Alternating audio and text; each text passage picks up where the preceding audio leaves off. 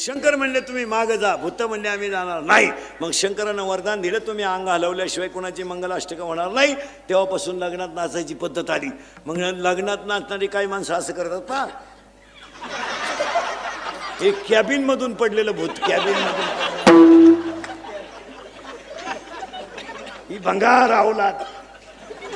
त्याला इथं म्हणलं ना टाळ घे, ते म्हणतं मी कॉलेजला आहे. काय वांग कळा तर तुला कॉलेजला? आता शिका 11वीला गेला टॉनिक तू तू प्राध्यापकाची टिंगल करतो. त्याला 1.5 लाख पेमेंट आहे, तुझ्या अंडरपॅन्टला वा झालाय. काय गाजर कळत तुला? शंकर नवरदेव झाले महिला मंडळ आणि वर वावळायची पाळी आली. वर वावळी ती नवरीची आत्या पाण्याचं टीप घेऊन आली, दुसऱ्याचं नाव खोडून.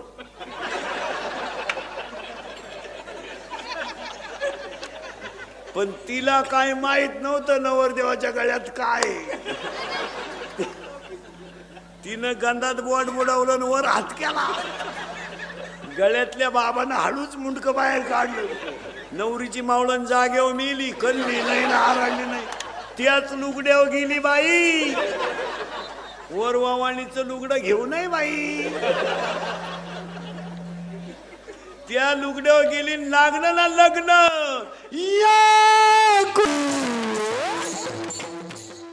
शिंगे झाले तिचे दूध किती, 17 रांजण भरून उरले, पेले 12 हाती.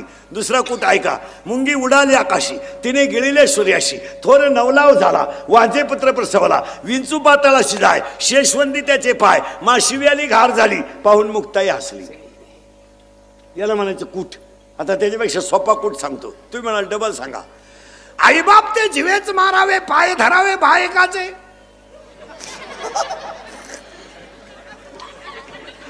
आई बाप ते जीवेच मारावे, पाय धरावे बायकाचे. याचा अर्थ असा आहे, हे आशा नावाची आई मारा, लोभ नावाचा बाप मारा आणि एकट्या पांडुरंगाचे पाय धरा. आशा नावाची आई मारा, त्याला म्हणायचं कूट. आणि आजच्या कीर्तनाला घेतलेला अभंग कूट आहे. कूट किचकट असतो, पण कूट अभंग आहे, कारण देवीची यात्रा आहे म्हणून देवीशी निगडीत अभंग आहे. आता ही देवी कोण? आपल्याला एक पायची बाह्य रंगात आणि एक पायची अंतरंगात. तुम्हाला आतमध्ये सापडून देणार, बाहेरही सापडून देणार, दोन्ही बाजूला सापडून देणार. फक्त तुम्ही बोलत जायचं.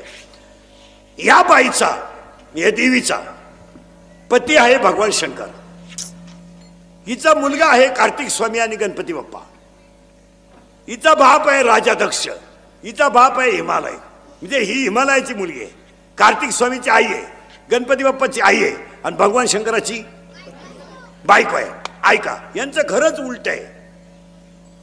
कसं घरी ऐका, बाप फिरायला नंदीवर, पोऱ्या फिरायला उंदरावर.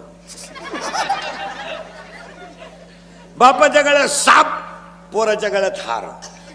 आणि